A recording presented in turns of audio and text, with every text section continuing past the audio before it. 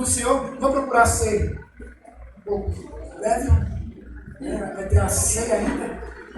Abra suas Bíblias no livro de João, capítulo 4. Gente, depois do estudo sobre avivamento, eu tenho mastigado muita coisa sobre João, porque João é um livro onde mostra assim, o poder de Deus manifesto, né? Coisa mais extraordinária. Foi através do livro de João que eu me converti ao Evangelho. Né? Eu me lembro quando eu ia para o meu trabalho, eu trabalhava na Alpargatas, na época, e eu ia de ônibus, e saía na madrugada, e eu passava lá no, eu não sei, se eu não me engano, ali pro lado da Liberdade, tinha um mercado chamado Feijão Verde, e lá tinha uma placa lá que era da Igreja Verbo da Vida, que tinha bem grande assim, escrito: e conhecereis a verdade vos libertará. E todas as vezes que eu passava ali, eu via aquela placa e me confrontava. E eu ficava perguntando: que verdade é essa? Né? Eu me achava tão bambambam, né? E eu dizia: que verdade é essa? E foi nessas questões que Deus falou profundamente ao meu coração.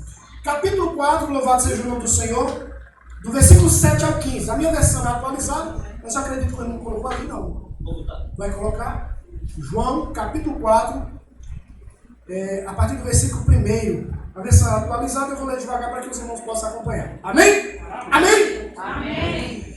Quando o Senhor ouviu dizer que os fariseus sabiam que eles estavam fazendo mais discípulos e batizavam mais pessoas do que João, embora Jesus mesmo não as batizasse, e sim os seus discípulos, deixou a Judéia e voltou novamente para a Galileia.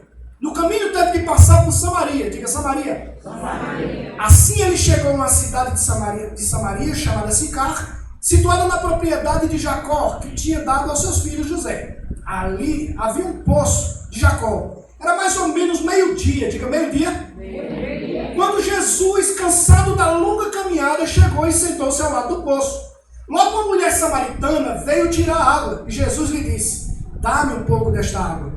Ele estava sozinho naquela hora, porque os discípulos tinham ido à cidade comprar comida. Sozinho, diga sozinho. Sozinho.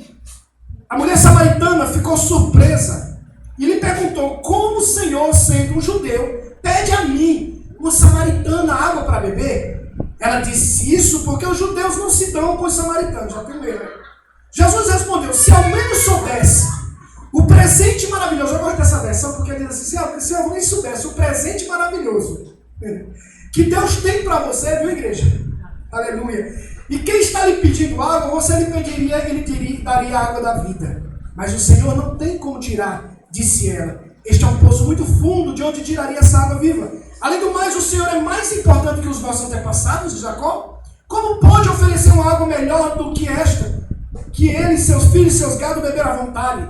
Jesus respondeu: as pessoas voltam logo e têm sede depois de beber essa água, mas quem beber da água que eu dou nunca mais terá sede, porque a água que eu dou se tornará dentro de todos uma fonte para jorrar para a vida eterna. Por favor, Senhor, disse a mulher, me dê dessa água, assim eu nunca mais terei sede, nem terei que fazer essa longa caminhada até aqui para tirar a água. Espírito Santo de Deus, me dá graça e sabedoria para transmitir a tua santa palavra. É o que eu já te peço e já te agradeço. Em nome de Jesus, pode sentar dando glórias. Senhor da glória, em nome de Jesus, eu te apresento cada dizimista e ofertante da tua casa. Que tu possa, Senhor, fazer coisas extraordinárias a respeito dessas pessoas. Quem não pode dizimar e ofertar, Senhor, que tu abra as portas, que tu dê condições, Senhor. Em nome de Jesus, fala através da tua igreja. E fala, Senhor Jesus, como tu tem falado ao meu coração. É isso que eu te peço e te agradeço em nome de Jesus. Toda a igreja diz amém. Amém. A história da Samaritana todo mundo conhece, não é verdade? Nós cristãos já lemos muito sobre a história da Samaritana, mas a palavra de Deus se renova a cada dia. E é interessante que por mais que a gente tenha lido a história da Samaritana, ou das demais histórias bíblicas, as parábolas, os salmos, a história do Velho Testamento, a forma como Deus tratou no meio do povo, nós vemos que nós somos uma geração meio que rebelde. Quando menos esperamos, nós estamos fazendo tudo o contrário daquilo que Deus espera de nós. Por isso que o Senhor Jesus ele nos oferece a igreja, as condições, para que nós possamos estar ouvindo sempre a sua palavra. Porque se nós não ouvirmos a palavra de Deus, se nós não viemos ficar ligados na videira, com certeza nós vamos desviar por caminhos que são caminhos de morte para a nossa vida. Nós vamos viver uma vida angustiante. E isso acontece dentro da própria igreja. Nós estamos vendo, quando nós vemos a história da Samaritana mesmo, nós vemos que os judeus eram religiosos, concordam? Os judeus eram religiosos. E onde é que o nome religioso é muito, muito pesado? Porque a religião é ligação com Deus. Mas só que os religiosos eram religiosos radicais demais. Então, quando você é um cristão, você já está errado você andar em dissensão com outras pessoas. E os judeus não se davam bem com os samaritanos. Então já tem um erro aí. E a gente vê isso acontecer dentro da igreja. Às vezes nós vemos irmãos que não gostam do outro irmão e vice-versa. E a gente vê que muitos estão dentro da casa do Senhor e ainda precisam ouvir a voz de Deus e ainda precisam. E essas pessoas que não tiveram ainda esse encontro genuíno com Deus, eu quero que você não olhe para o irmão que está do teu lado. Eu quero que você se coloque em atitude de empatia. Se você está bem, se você está bombando na fé, se você acha que você está ligadão no céu, mas mesmo assim fica observando a tua vida e olhe como se Deus estivesse falando diretamente para você. Porque o Senhor Jesus, quando Ele fala, Ele já diz em sua palavra, aquele que está em pé, cuidado para que não caia. Então se eu estou bem, eu tenho que ter cuidado para não cair. E se eu estou em decadência, eu tenho que ter cuidado, eu tenho que buscar novamente para me levantar. Quando nós olhamos a história, nós vemos a mulher samaritana, que ela foi uma senhora que teve uma conversa com Jesus. Nós vemos que a palavra de Deus diz, louvado seja Deus, que a samaritana, ela via no poço, isso era por volta de meio-dia. Eu me lembro quando eu morava no Pará, a gente tinha muito poço, muita cacimba, que a gente ia buscar água na cacimba. Eu dei muito, viu gente? Vocês imaginam a cena. Eu desse tamanho, eu não vou dizer esse tamanho porque eu sempre fui pequeno, né? Mas eu desse tamanho, carregando uma lata d'água na cabeça com uma trouxinha de roupa aqui, e eu era um equilibrista fantástico, isso. Eu acho que eu tenho um pescoço meio duro por isso, porque eu andava com a latinha assim, ó, andava quilômetros. Só que quando eu ia buscar essa água, eu ia pela manhã. Eu ia logo cedo, porque lá eu pegava águazinha fresca. Mas a história da samaritana mostra que a aceitação com relação a ela, a vida em que ela vivia, ela era uma mulher excluída da sociedade. Ela era totalmente desrespeitada. Então ela assim, e isso a gente não pode dizer apenas porque a história diz que a mulher samaritana ela tinha vários maridos, que a mulher samaritana ela sempre teve dificuldade com relacionamentos. Mas a história mostra, traz uma lição para nós também, que mesmo assim nós temos muitas vezes, nós estamos em situações de insatisfação, de depressão, que muitas vezes nós nos isolamos igual a ela. Ela evitava ter encontro com pessoas, ela ia pelo meio-dia, num horário onde não tinha mais ninguém. E Jesus contemplava a angústia que aquela mulher tinha, como Jesus ele contempla tudo nas nossas vidas. Nenhum de vocês, gente, todos vocês estão sendo observados pelo Senhor. O Senhor sabe a necessidade do coração de cada um de vocês. E aquela mulher, ela se isolava, ela era isolada. Por certo, ela com certeza ela tinha vergonha de si mesma. Ela disse, meu Deus, olha só, eu queria ter um relacionamento, mas eu preciso de um paliativo. Porque o problema nosso, das nossas vidas, sabe qual é, igreja? É porque nós procuramos paliativos para preencher o vazio da nossa alma. E Deus, Ele está proporcionando algo aqui para nós, uma água que vai tirar toda essa angústia do teu coração, todas essas incertezas, esses medos, tirar tudo isso que tem. Louvado seja o nome do Senhor. No capítulo de João 4,14, mostra, louvado seja Deus, um resumo, né? Nós vemos um resumo, 4,14, deixa eu ler aqui para os irmãos. 4,14 diz assim, olha. Jesus respondeu às pessoas, voltando voltam, não. Mas quem beber da água que eu dou, nunca mais terá sede, porque a água que eu dou se tornará dentro de nós uma fonte para jorrar para a vida eterna. Olha só, no resumo desse versículo, Jesus ele mostra alguns tópicos. Primeiro, ele quer preencher, sabe o que? O vazio da alma. Ele quer preencher o vazio da alma com o quê? Com a salvação. Você já prestou atenção que o salmista Davi, ele sempre dizia, de vez em quando ele dizia, por que te abates, ó minha alma? Porque a alma dele estava sedenta por coisas que não agradavam a Deus. E essa alma, ela prega peça nas nossas vidas e nós começamos a nos sentir angustiados. Parece que o Evangelho de Cristo tem sido uma cruz extremamente pesada para as nossas vidas, onde quem realmente crê, quem tem a alma da vida jorrando sobre ele, com certeza tem prazer em fazer o que faz. Você pode prestar atenção, sabe o que acontece com o crente quando está com a alma decaída, a alma vazia? Quando perde a comunhão com Deus, primeira coisa, só participa da obra por obrigação. Só faz a obra por obrigação. Parece que está indo para um abate. Tudo é motivo para não ir. Sol quente, se está quente demais o sol, é o crente cuscuz, que está muito abafado. Aí tem o crente sorrisal, que se estiver chovendo ele pode manchar. Tantas desculpas, porque essa alma ela está decaindo, está se afastando da presença do Senhor. E a proposta de Cristo para mim e para você é primeiro trabalhar o quê? Na nossa alma. A tua alma. Porque a tua alma ela coloca medo em você, você desacredita que Cristo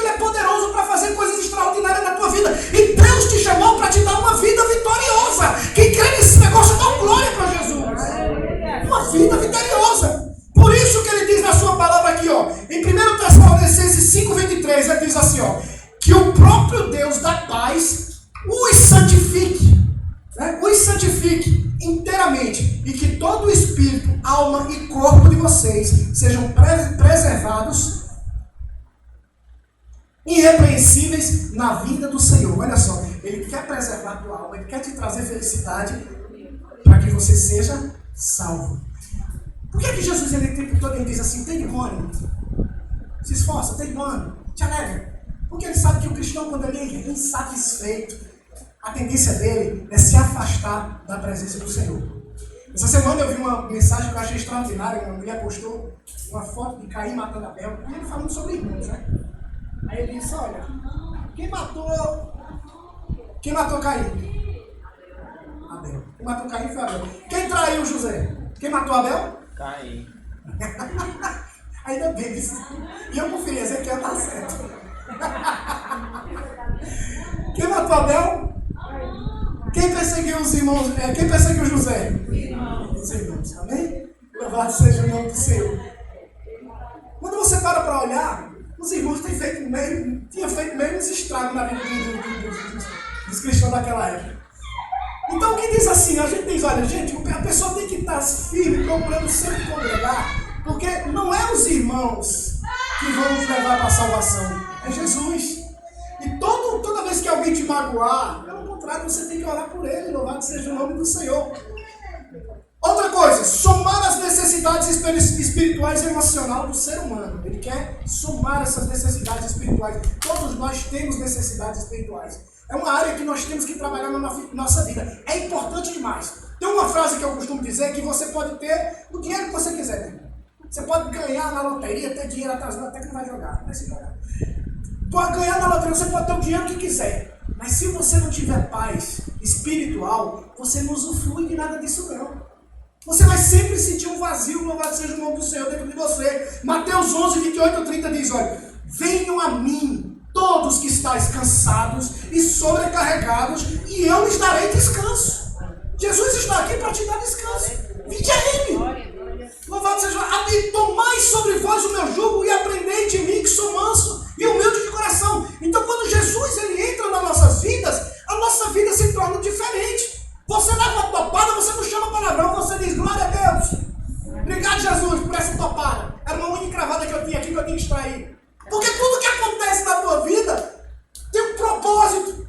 Você começa a espiritualizar tudo o que acontece na tua vida, e quando nós fazemos isso, isso é extraordinário para a vida do cristão. Louvado seja o nome do Senhor. Um copo com água, eu sempre gosto de dizer, quando a gente admirava muito, observando o testemunho de Eliasibe, porque Eliasibe ia ali tomar um copo com água, ele orava. Até um copo com água que ele tomava, no dia a dia, ele orava agradecendo pela água. Isso é ser espiritual, gente. Né? As decisões que você vai tomar na sua vida, seja espiritual. Apresenta diante de Deus. Né? Mas não faz assim não. Você quando colocar diante de Deus, você não pede. E se Deus dá uma outra resposta, não se frustre não. Pelo contrário, se alegre, porque quando Deus assina, aleluia, a coisa acontece na tua vida, louvado seja o nome do Senhor. O que a samaritana vai nos ensinar? Primeiro, ela vai ensinar que Deus ama a todos. Deus ama a todos. Quando nós olhamos, louvado seja o nome do Senhor, Jesus não se deixou influenciar pelas atitudes negativas do seu tempo contra os povos. Jesus não rejeita ninguém. Se vocês observarem, os judeus não se davam bem com os samaritanos. E ali é um encontro que os religiosos, quando vissem, com certeza iriam cair de pau em Jesus. Porque, primeiro, o que é que tem um judeu sozinho, meio-dia, os dois no poço? O que é a primeira coisa que as pessoas pensam? A mulher é uma mulher prostituta. Né? Eu achei interessante, agora há pouco, tem um jovem crente lá na rodoviária, que ele, conversando com uma mulher, ele é ousado, viu? Ele começou a evangelizar uma menina lá, que eu conheço há muito tempo, e eu fiquei com vergonha, porque eu era para mim ter evangelizado ela. E ele conversando com ela já tinha tido vários maridos, ela parece a samaritana. E ele chegou para ela e começou a falar do amor de Deus e dos milagres de Deus. E ali, na unção do Espírito Santo, ele olhou para ela e disse que ela estava em prostituição. E ela fez, é sério? É sério, meu filho. Você está em prostituição. Mesmo você está com relacionamento, você está em prostituição. Falou diretamente com ela. Assim, é uma coisa tão espiritual que ela não ficou com raiva dele. Ela reconheceu que precisava de mudanças. E mesmo estando ali no poço, a mulher samaritana e Jesus, ele não ligou para a opinião das pessoas. Ele estava lá para resgatar ela. A Bíblia Sagrada diz que Pedro deitava a cabeça no peito de Jesus. Agora você imagina um homem deitando a cabeça no peito de outro. Jesus vai contra essas coisas. A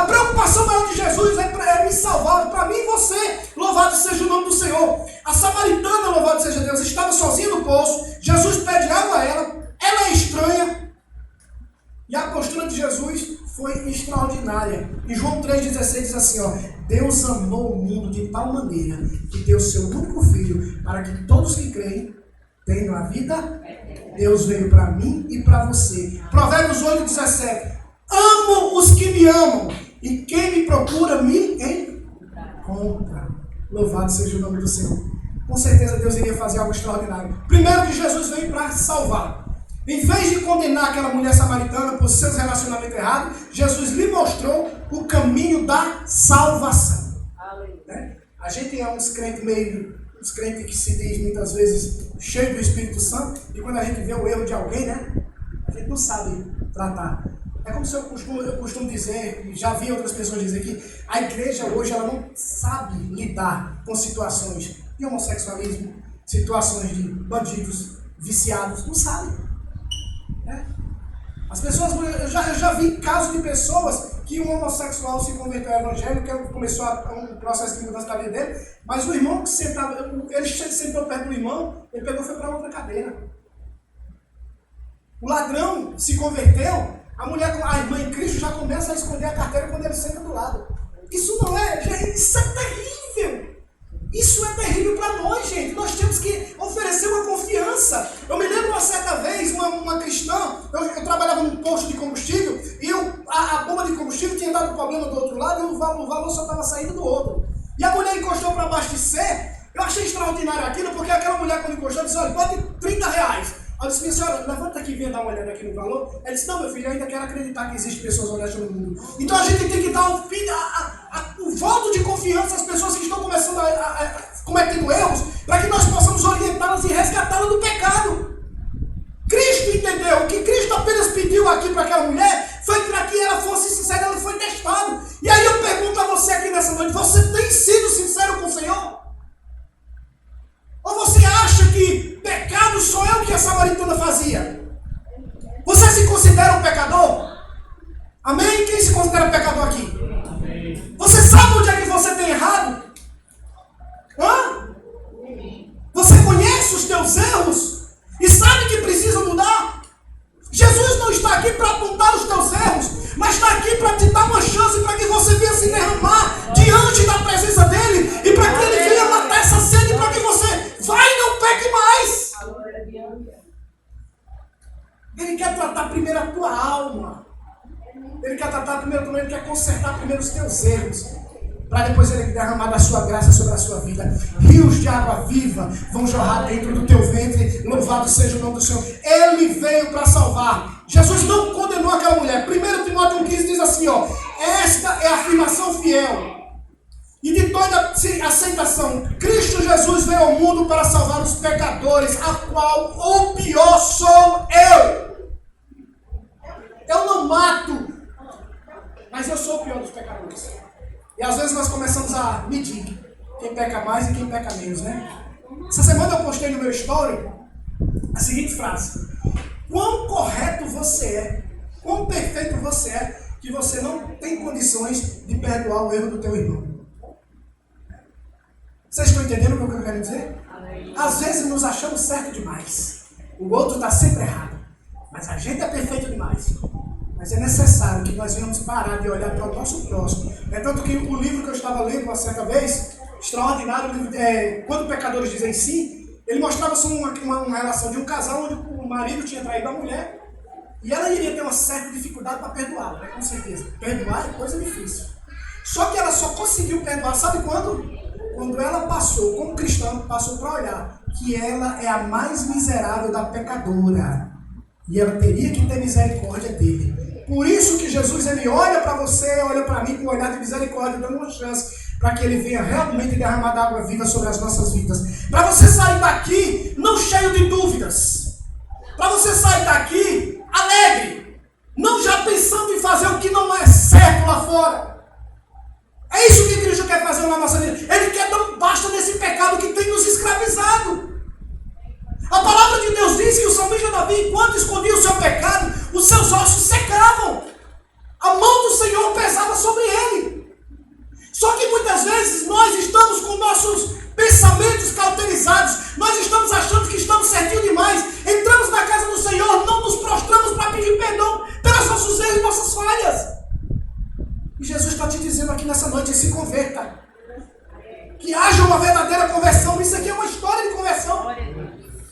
Se converta e você vai ver algo sobrenatural acontecer na sua vida. Louvado seja o nome do Senhor. Jesus mostra aqui que a verdade ela é acessível. Jesus explicou uma grande verdade a uma mulher comum, de uma forma que ela entendia e que todos podemos também entender essa verdade, que foi justamente aquilo que eu falei. E conhecereis a verdade você vos libertará. Ele chegou para ela e disse: olha, se tu souber que ele está te oferecendo água aqui, aleluia. Se você entendesse esse mistério de quem é que está te oferecendo o presente que eu quero dar para a tua vida, a mudança que eu quero fazer na tua casa, a mudança que eu quero fazer em você, se você soubesse, você abriria mão do pecado, das lentilhas, daquilo que não vale a pena, por amor de mim. E aí eu derramaria do meu amor sobre as tuas vidas. Buscai o reino de Deus e a sua justiça, e as outras coisas vão ser acrescentadas na tua vida. Aleluia, glória a Deus. Gente, se vocês soubessem o presente que Deus quer dar para vocês, nós não iríamos, por tão pouco, perder essa bênção que Deus tem para oferecer para cada um de nós. Quando Jesus ele fala com ela, ele diz: olha, vai lá, chama teu marido. Ele sabia que ela não tinha marido. Deus é Deus, ele mostrou que ele era Messias. E ali, louvado seja o nome do Senhor, quando ele faz isso, louvado seja Deus, ela se abre para ele: Senhor, a minha vida é uma vida de angústia. Eu já tive vários maridos, e esse que eu tenho, vários homens, e esse que eu tenho é ele.